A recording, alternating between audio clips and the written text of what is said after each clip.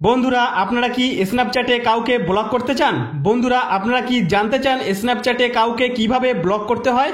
হ্যাঁ বন্ধুরা, আপনারা যদি জেনে না থাকেন স্ন্যাপচ্যাট অ্যাপে কাউকে কিভাবে ব্লক করতে হয় তাহলে ভিডিওটি স্কিপ না করে শেষ পর্যন্ত দেখতে থাকুন। আর আপনি যদি আমার চ্যানেলে নতুন হয়ে থাকেন তাহলে আমার এই চ্যানেলটিকে সাবস্ক্রাইব করে বেল আইকনটি অন করে রাখুন এই ধরনের নতুন নতুন ভিডিও পাওয়ার জন্য। হ্যালো ফ্রেন্ড, আমি পবিত্র শুরু করছি পাপ টেক চ্যানেলের আজকে নতুন ভিডিও। তাহলে চলুন বেশি কথা না বলে ভিডিওটি শুরু করা যাক।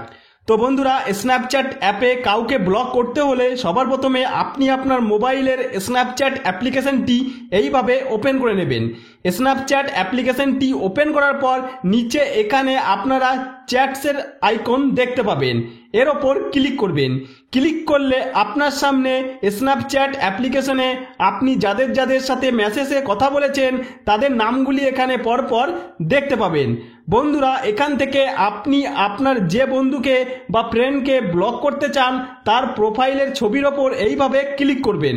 ক্লিক করার সাথে সাথেই দেখতে পাবেন আপনি যাকে ব্লক করতে চাইছেন তার প্রোফাইলটি এইভাবে আপনার সামনে ওপেন হয়ে গেছে, যেমনটি আপনারা আমার মোবাইলের স্ক্রিনে দেখতে পাচ্ছেন। বন্ধুরা, ব্লক করতে হলে এখানে আপনারা ওপরের ডান দিকে শেয়ার অপশনের পাশে তিনটি ডটের আইকন দেখতে পাবেন, এর ওপর ক্লিক করবেন। ক্লিক করলে নিচের দিকে এরকমভাবে পরপর কয়েকটি অপশন চলে আসবে। বন্ধুরা, এই অপশনগুলির মধ্যে ম্যানেজ ফ্রেন্ডশিপ নামে একটি অপশন দেখতে পাবেন। বন্ধুরা, আপনারা যখন এই ম্যানেজ ফ্রেন্ডশিপ অপশনের ওপর ক্লিক করবেন তখন আপনার সামনে নিচের দিকে এরকমভাবে কয়েকটি অপশন চলে আসবে। এই কয়েকটি অপশনের মধ্যে ব্লক নামে একটি অপশন দেখতে পাবেন। তো আপনি যদি কাউকে ব্লক করতে চান তাহলে তার এই জায়গায় এসে এই ব্লক অপশনের ওপর ক্লিক করলে স্ন্যাপচ্যাটে যাকে ব্লক করছেন সে ব্লক হয়ে যাবে।